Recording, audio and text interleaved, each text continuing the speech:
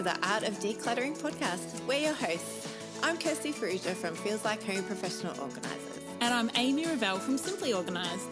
We can't wait to share with you all our tips and tricks to help you declutter and keep your home and family organised. If you'd like to engage with the podcast further, you can find us at the Art of Decluttering on Facebook. Let's get started.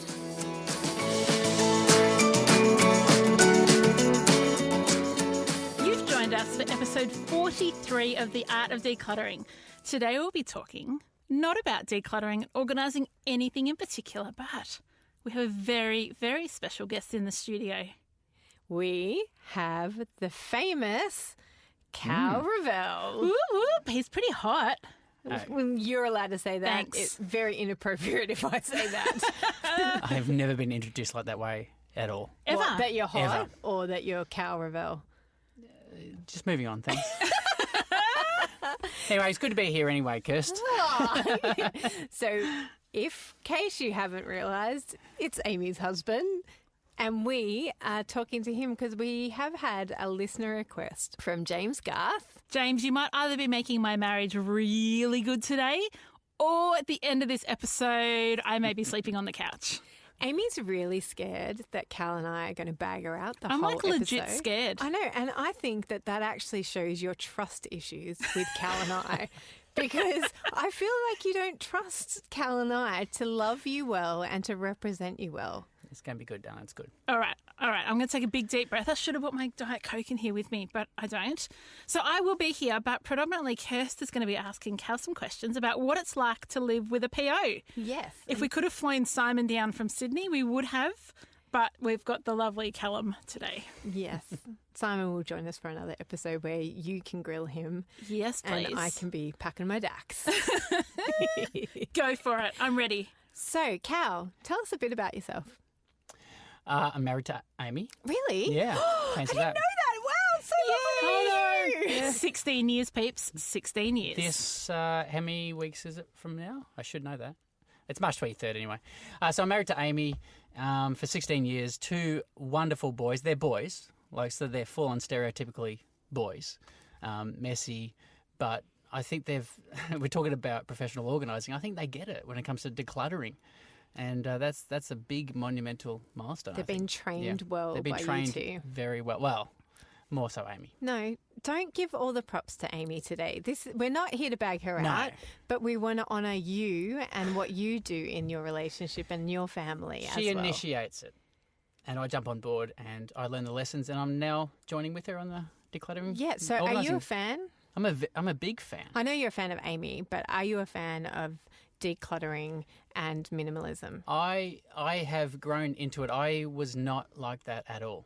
And then I've started to understand that it is real important and really, really helpful. I mean, just to release the stress and make family life a whole lot better. So it's something I've had to, I guess, work at and train myself. So Kes? you're me, Cal. Yes. You're me. Well, you used to be like that. Yes. Cal. Oh, I knew I Correct. loved you. I was about to say it's like you two and then me and Simon. Yeah. Like, it's this is opposites getting weird. attract. This is It's getting weird. opposites attract. No, it's not weird, Cal. I was also going to say, Kirst, Cal actually works for me on occasion. So sometimes I have jobs that require more than what I can do, more muscle than I have. And so I have the joy of bringing along my lovely husband, which means he gets to see what a session with a client looks like and how that decluttering process actually changes lives, not just the stories I come home with. And how was that last week, Cal? I was very impressed. I kind of had an idea anyway that Amy was great at what she does. But Clearly. I think what works for her is that she has a really good balance of being directive but being very personable at the same time. And so that's what I saw with Ames the other week. She always has a few laughs with her clients and a few tears here and there, but also gets the job done. So, I mean, I know that she's been like that for a while and she's passionate at what she does and she's really good at what she does. But to see it firsthand, I think was just, confirmation to me that she's doing an awesome job. That is my ultimate dream, actually. That was really beautiful, Cal. Amy's getting a bit teary right now. Thanks, babe. But that is my ultimate dream, would be to free Simon to work with me when and if he chooses. Like, I would love him to not work because he's worked so hard. for our family, and it would be really lovely if he didn't have to, if he could pursue his dreams. But I would love to work with him too. I think we would kill each other in some ways, but he brings so much to this It's table a complementary of organising, and I think that he'd be awesome to work with the husbands of my He'd clients. be brilliant because there's not that many men professional organisers out there. No, and Simon's just perfect for it. he is even more perfect than me. He is as long as you perfect don't in a mind different way. as long as you don't mind taking orders from your wife. No, and that's true. where, but that's where I think that Simon and I would be different, because he would actually, like, I think we would divide and conquer. Yeah, yeah. Like, Yeah, that no, would I be- just boss Cal around. I'm that's not for sure sure. if Simon would be up for that. I think he's up for not doing his job. He loves his job, but he'd be up for Retiring and retiring early. taking on a different role in Yeah. the family. Yeah, he I would love love that idea. I would love that. Anyway, back to you guys. This is the Revell show, not the Kirsty show. So, I'm going to ask you some questions, Cal. And we're not here to, as we said, we're not here to bag out Amy. We're here to uncover more truth and love and joy about Amy. So, I'm going to ask you some questions. Are you up for that? I think I will be. That's why I'm here. So, what was Amy like when you first got married? When we got married, Yes. she was organised. Like, not much different. I mean, when we had kids and we settled down, then it went to a whole new level, the organising Amy. But she's always been organised, and which has been a real helpful thing in our house, because if I did any of the organising, I would mess it up completely. So, even organising a honeymoon, organising, just family trips, basically. She just does the itinerary and it works. And if it was me, I would probably, I don't know, just book a hotel room that's just run down and no running water and totally mess the whole thing up. So Amy is good. Not that I try to shirk my responsibility, No, that's but not what she we're is hearing. really, really good at organising. Do you ever get to surprise her and do things like, or do you go, no, this is Amy's gifting, it's not my gifting? I try to. I think a couple of times I did do that, and then Amy, you did step in. I can't recall a specific. Took say- over. That's what he's saying. Yeah, and in a nice way. But that's fine as well, because I was a bit apprehensive anyway doing it, because I thought, well, maybe I'll miss stuff that Amy's just going to pick up on. Yeah. And so I want to do it for her, but at the same time, I know I'm just going to not do as good job as Amy. High standards. And what was your family of origin like? Like, were they organised? How were you brought up? We were not a organised family. We had the third drawer, the junk drawer that everyone throws everything in. And so obviously I grew up in that environment, and, if Ames is super organised, I was the exact opposite. I was super disorganised. I moved out of home when I was 19, so I had to stand on my own 2 feet and you pay rent and the bills and all that life stuff. But when it came to my own living space, I was just a mess, It's like they're walking in the door and throwing your things on the ground, or finding a space not even finding a space where to put it. But just, hiding it behind the kettle or do something. And so that was basically my life. And then Amy and I met, and then I had to kind of shift and change a few of my habits. Yeah, how has that rub gone? I was speaking about this to somebody else the other day, about how the rub of marriage. No, it is good. Well, when you build a marriage on love, it's about the other person, right? It's not about you. Yes. So there's got to be a bit of give and take when it comes to that kind of thing. And I don't know why I would need to fight Ames on it when she's so good. I thought, well, why, I can cross over to her side and I'll be better off. And so, I think it took a while, because me as a male, not being taught how to look after the home and look after, just plan your life and have all these systems and processes in place, I thought I didn't need to, and then Amy would just come along and just do it. But then I just realised, you know what, I can grab hold of this. I can jump on board with this. I can own it as well. And so I know a lot of guys don't generally do that. Usually the women are the homemakers, and that's all good. And they can take initiative, because you take initiative, Ames, don't you? Yeah. Yeah, so and that's fine, because, again, like I said, I wouldn't want to take initiative, and Amy probably wouldn't want me to take initiative, but I can still own it. And so I've had to learn and train myself, and so I think a lot of guys can do that. There's hope for that. You sound like, the more I talk to you, Cal, in this context, the more I realise that we are twins. Oh, wow. Twinsies! It's the best news I've heard all day. Oh, you're so sweet. Now, you guys got into minimalism like a couple of years ago, several years ago. Yeah, about 5-6 years ago. How has that changed your life? Do you like minimalism, Cal, or would you have more trinkets and more stuff if you were living, if Amy wasn't in your house anymore for whatever reason? I left you, babe. What would the house be like? Definitely not cluttered. We just can't breathe. Like there's that place, you've walked into people's places and there's so many ornaments and photos on the wall and things in the way. It's just, I can't breathe. It's like going to IKEA. Like, so this is the thing I had to say to some people. You know that Amy's an IKEA kind of fanatic, right? Yeah, we know, don't and we, I listeners? support Amy, and I love the organisation. IKEA's great. It's just that me, when I walk in there, I get a little bit claustrophobic. And the reason why I do that is because there's so much stuff. So the minimalist thing, I mean, I wouldn't like to walk into a bare house with absolutely nothing. One or two things on the wall. I prefer to have a little few pieces here and there, but I just don't like clutter. So minimalism is a huge spectrum. Like there is that bare nothing, one fork, one spoon, one plate. Yeah, we're not there. And we're not aiming to be there, are we? Oh, no, definitely not. No, and we're not there either. We just like a decluttered space. Yeah, you don't need 40 forks. Yeah, and are more intentional about what we bring into our home. Are you guys Cal, do you feel like you're intentional about what comes into your home? Oh, yeah, for sure. I mean, we're not... I was going to say materialistic in the sense that we don't buy a lot of stuff. I mean, we try to be considerate about what we do buy. So we don't just buy, we're not impulse buyers. No, never. And so we're always I don't think considering. I've ever impulse bought anything. I don't think you have. Ever. No. Those other earrings. Which what? You were... Oh, that day that I went and got earrings and it was like free to have the fourth pair. Yes. And then I went and picked a pair of earrings. Yes. So yes, actually... That's true. I only remember that because it was so unusual for you.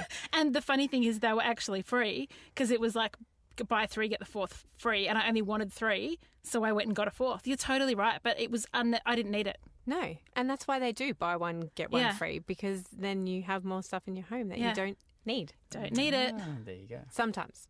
Occasionally that's how it works. But no, we're no, not. we don't buy. We're not very consumerist, I would say. So what's it like to live with Amy? Not Amy. What's it like to live with somebody who declutters as her full-time job? For a living. I was thinking about that today and I love it, to be honest. I really do. I think I took it for granted in the early days. I really did. And, when Amy's trying to get, against systems going and don't do this, don't put that there, we've got a different way of thinking, I would see it a little bit as nagging and being told off, like, what am I doing wrong? But then I understand the philosophy behind it, and it doesn't have to be that way. And so I thought, this is, I think, like I said, I'm on a good wicket when it comes to Amy. And because you've probably heard heaps of stories, or obviously, clients that you girls work with, is that, so many people have houses that are cluttered, and it's not unusual. And so to come to our house, and I think you've mentioned it before, we're not like a display home that we live in. But at least it's organised and everything has its place. So to live in that space where the kids have been taught about how to organise the home, and me also being taught and how that has helped our family, I think that's an awesome thing. Thanks. And what do you think the benefits are? What have been the benefits for you as a partner?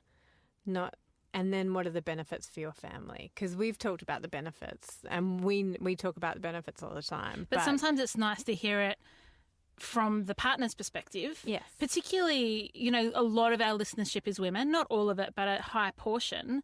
And we get questions regularly from people, whether we're running workshops or in their homes or on our podcast, is how do I help my partner get organised? And the first thing we always say is you can't do it for them. And you can't tell them what to do. You have to have a conversation. And as Cal said, it has to be done in love, or otherwise you're causing unnecessary friction in your home. Yeah, and we often talk about how we have to set the example. Like Correct. If you're the one who wants to be decluttered, stop blaming other people for bringing stuff into your home and look around and see stuff that is actually yours. That's right, take the ownership. And do the hard work that it is to declutter your own stuff. And then I'm presuming this is what you're probably going to say. I'm probably taking the words out of your mouth, Cal. But then they get to see the joy and freedom that comes from having less, and they might, like Cal and I, want to jump on board. But go, Cal. You say. I should have just shut up and let you say it. No, I agree with all that you say. And look, to come to a home, and obviously with a decluttered home, you're going to have less stress. You're going to have, the family dynamics are going to be different.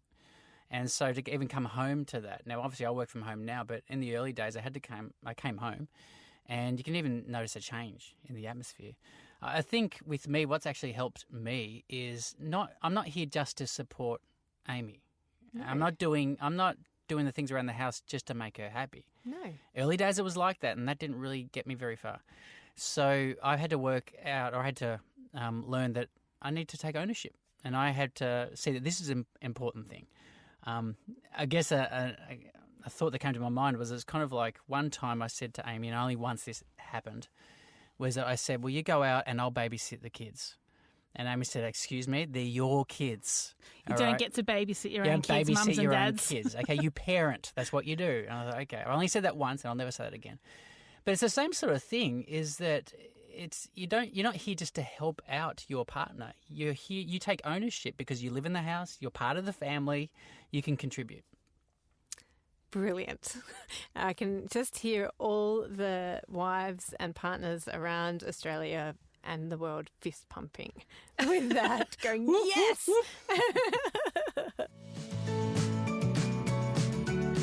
Hey, Amy, you know how we ran the awesome Art of Decluttering course last year? Do you want to do it again this year? Hey, I was thinking the same thing.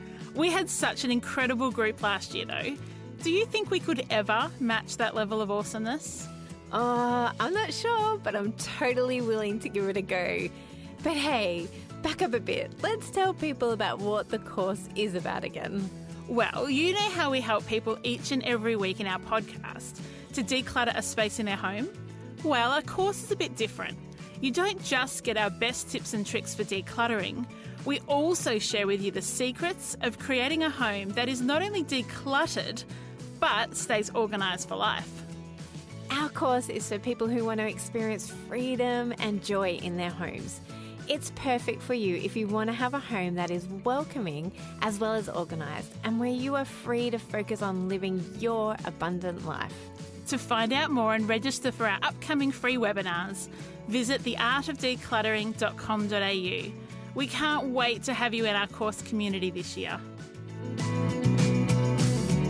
So, are there things that annoy you about having such an organised, beautiful wife? Annoy you? When you ask that question, you can't really answer yes, surely. Yes, surely. you can. It's an honest space here. Yes, you're in a safe space. And we had said before we started recording that we wanted Cal to be open and honest. Yeah, I'm happy for him to be open and honest. This is not marriage counselling. No. This is sharing about what it's like to live with a professional organiser and coming at it from the partner in a relationship that's not the naturally organised one. That's what we want you guys to hear. Okay. You're right. You ready? It really isn't that much. What was the question again? Tell me again. Let's go back again. Let's start. Is there anything that annoys you? Annoys me. I think with anything, you're going to get annoyed if your whole focus is on yourself. No, hang on. So if I come home and I just want to be a complete sloth, which we're entitled to have some down days, I totally get that. Yeah.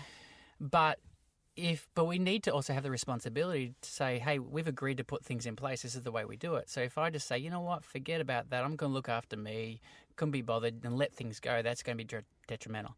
So what's annoying about this whole process is the fact that it impedes on my selfishness. Yes. If that makes sense. Totally. Oh my gosh, totally Cal, get that it. is the best way to say it.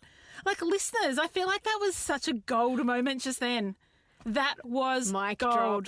Boom. Boom, that, friends and family. Oh my gosh, I'm actually flabbergasted at how... Oh, that was the best sentence. You can't even finish your sentence. What's annoying about living with an organised person is it impedes on my selfishness. Love it. That's exactly why all of us put off decluttering. All of us, because we want to be selfish with our time and we don't... Oh, babe. It's an inconvenience. Oh. And so when you get past that mentality of this being inconvenient, then you can actually conquer, if you want to use that word. I was even thinking the other day, it's one thing that's helped me is the 2-minute rule.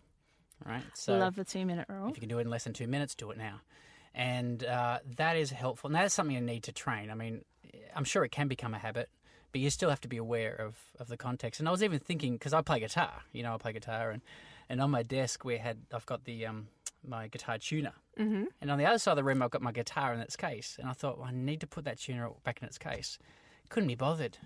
Now, I had to stop and think about that. That would take a good, 20, 25 seconds to actually do that. I put it off twice. Yeah. And when I did it, I thought, oh, that felt so good just doing that. Opening the case, put it in the compartment, done.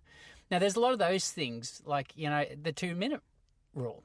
Yeah. Heaps of things around the house that are kind of like the 2-minute rule. Most of them can be knocked off under 2 minutes. Procrastination. Yeah. I think that is the biggest thing that I have overcome in my growing to be more and more like Simon and more of a loving partner to him is getting over myself and getting over my own laziness and my own procrastination. And going, oh, I just won't do that yet. But it's not just am I being detrimental to my own laziness and my own habits, I'm also not showing love to the people who live in my house because they have to occupy this space as well. Yeah. Mic dropping brilliant. all over the place I know, today. you are mic dropping everywhere. Well, that's because Cal and I are the same person in two different you're bodies. vibrating at the same level. Yeah, we are. At the lazy procrastinating, step up to the plate, now no longer lazy, and no longer But connecting as on that procrastinating. heart level. It's Yeah. good. Let me get something for you. I need my tinkle bells. Ready? Oh, no. I know, poor Cal. No, that's like a dodgy sound effect. Okay, or this is That's Cal mittens. and I. Ready? Ah, zen. Perfect harmony. Perfect harmony. Except we would not be a good partnership. No, I'll stay married to him, Yeah, but you you're can- more than welcome to continue this podcast with him. So what's been the benefits for your children of you two being on the same page in this regard? Oh, look, I mean, you know what, little kids. How old are your kids? 8 and 6. 8 and 6. Okay, so you understand that things can get a little bit messy with kids, and I've been listening to the podcast. You don't let your kids have screen time in the morning. Yes. That's good. That's going to help. That will help. Can you see what Cal's preference would be for our children in the morning? To have no screen time We've ever? actually moved their screen time from when they first get up to once everything's done in the morning. Yes. It's working better, isn't it? We'll Dal? let Cal talk, though. You and I need to. But it's certainly, again, the whole stress-free environment, it certainly helps the kids develop when they grow up and getting them ready for school. And again, I can't take credit for this. We are a team, but Amy did initiate. Just trying to work into the kids' lives how important it is to be organised and get yourself ready. So I was very surprised, to be honest, early days that the kids were very functional when it comes to get themselves ready for school. I mean, they make their lunches now and they do the piano without being asked, and guitar and dishwasher, and it's just amazing. They're not perfect by any stretch of the imagination. They're still boys, and sometimes they get a little bit They're lazy. still children. They're still children. Girls can be just as lazy. Yeah. So I'm not under any illusion that they're perfect, but they do know how to organise themselves, which is not, instead of being told what to do all the time. Yes. Because you don't want parents nagging you. I know. I had my brother-in-law put on Facebook the other day that he wants to record himself saying, take your lunchbox out of your bag, put your bag away, put the dishes in the dishwasher. And he wants to play that to his kids when his kids become parents and saying the same thing. And I went, yes, that is we do want our children to be responsible and respectful of the house or their school or their work or wherever they end up in life. I think that is a great gift that we're giving to our children. Because it's a transferable gift. It's a gift that they'll take into high school, into their first ever job, to uni, to relationships, to families that they integrate with, because learning to be organised sets you up for a successful life.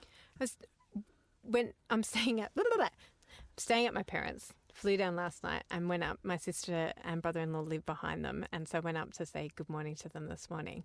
And their 12-year-old son had already gone to school, and he's started high school this year. And he said he's 13. Sorry, Solly. And I said to my sister, "How's he going at high school?" And she goes, "Really good.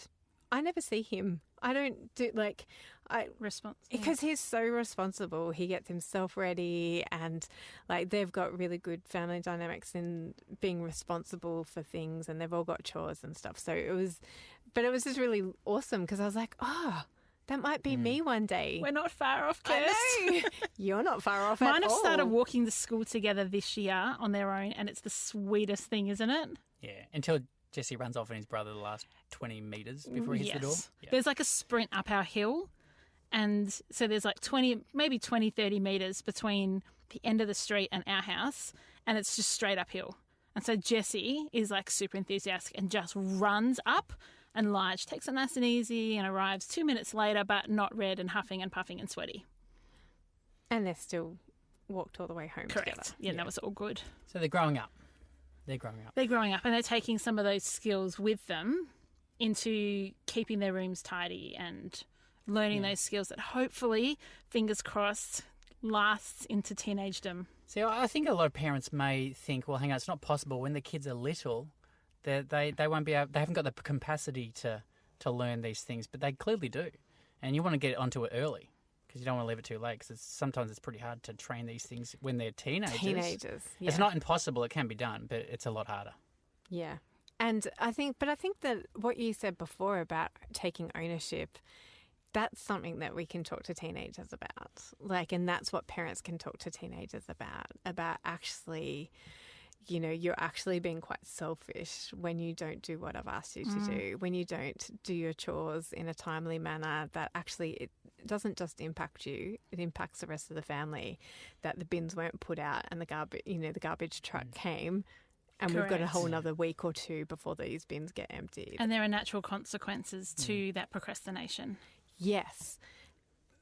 And exactly. And so I'm I think that that's really a great way to frame it around actually taking ownership and not being selfish. And thanks, Cal, for your mic drop. Oh, pleasure. Let me think about some more questions.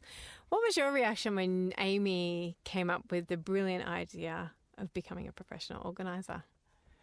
First reaction was, I'm not surprised, because she was so good at it and it was her love of hers. And I was pumped about it. And you were so supportive. Yeah, because, look, Amy first started with some friends, just thought, well, maybe can I help you with your house? And started small like that, and then she thought, yeah, I'm pretty good at this. And her friends also thought that as well, so it just progressed from there. But look, if someone's got this talent, or whether you want to call it a gift or a skill, you don't want to try and stifle that. And so I just try and release Amy to just do what she does best. Oh, what a good You're husband. A good hubby. Am I putting it on too strong? It's not deliberate. No, you're not putting it on too strong. Just being real. Because I thought it's an exciting thing, a wonderful thing. I was just laughing with a few guys earlier today that I get some business for Amy because I just talk to people about Amy's profession, what she does. And their first response is, oh my gosh, she should come to my house. And I know a friend of mine they would value this. And I said, well, here we go. And then I get the details and Amy follows it through. And so, look, it's certainly something that a lot of people value. Again, obviously a lot of women. You say this to a lot of men. Some will get it. Some will just look at you plainly thinking, what are you talking about? But that's why I guess the men need to be educated with this and understand how important it is. So, Cal, this has been so awesome. I love talking to you. I really could talk to you all day. You're very passionate about Amy. It's really beautiful. He's so the most encouraging, supportive, loving, bragging, delightful man. Aww. So I'm wondering how many of our listeners want to clone Cal right now. Okay, I've got one last question for you, Cal, before we let you out of this warm studio today. Do you have anything that you'd like to share with our male listeners or female listeners? I guess with the female listeners, to not get the partners on board, that can be very, very tricky, and I kind of feel for you with regards to that. I think the first thing I would probably say is go easy on us as males, in the sense that we're not mean people, we just don't understand it.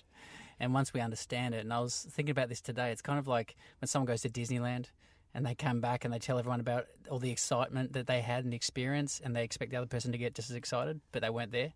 So I kind of see it in that respect. So the men have got to understand what it's about and how important it is, and to choose words carefully, because you don't want the male to think that they're being nagged in the whole thing. So you got to tread that very, very gently. And to also I want to encourage you that you're doing a fantastic job. You're doing an awesome job, because you don't do this to get a pat on the back.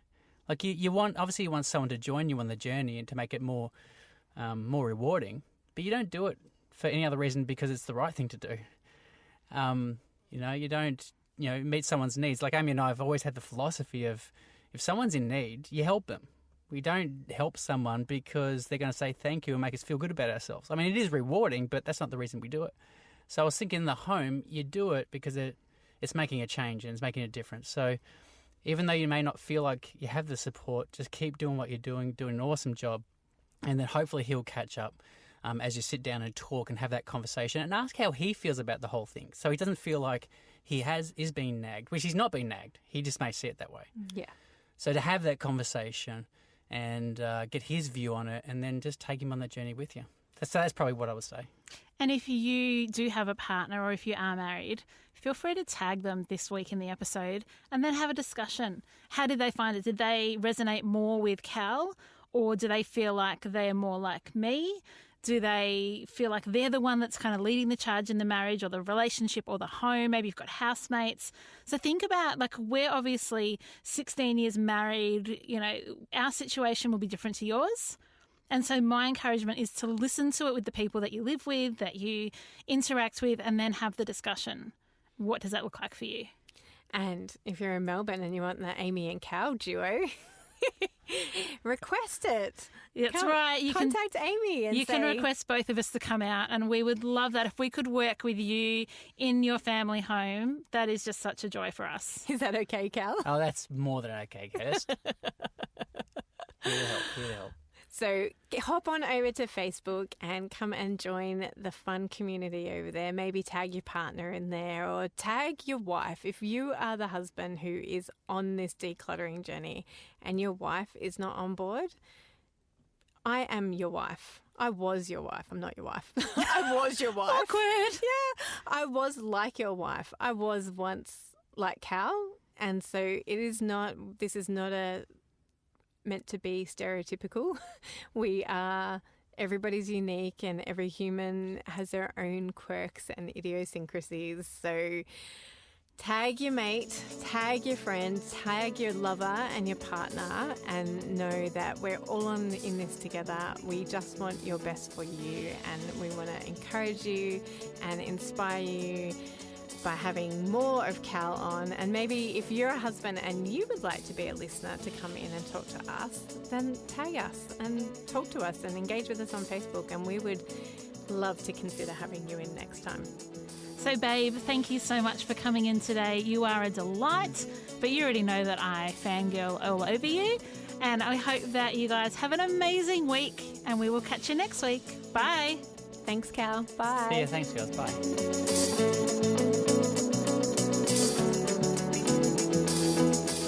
Thanks for joining us. If you've learnt something awesome today, do a friend a favour and share this episode so they too can learn the art of decluttering. You can find me, Amy, over at simplyorganised.net or on Facebook as Simply Organised PO. You can find me, Kirsty, over at feelslikehome.net.au or on Facebook as Feels Like Home PO. Don't forget, you can see the show notes in your podcast app or over at our website, theartofdecluttering.com.au. So if there's anything you want more info on, check it out there. If you love what you hear, we'd really appreciate you leaving a review on iTunes. We hope you've enjoyed listening and that you've learnt some tips to help you declutter and keep your home organised. If you'd like to join our supporter community, you can do so over at patreon.com/theartofdecluttering. We hope you have a great rest of your day and enjoy the freedom.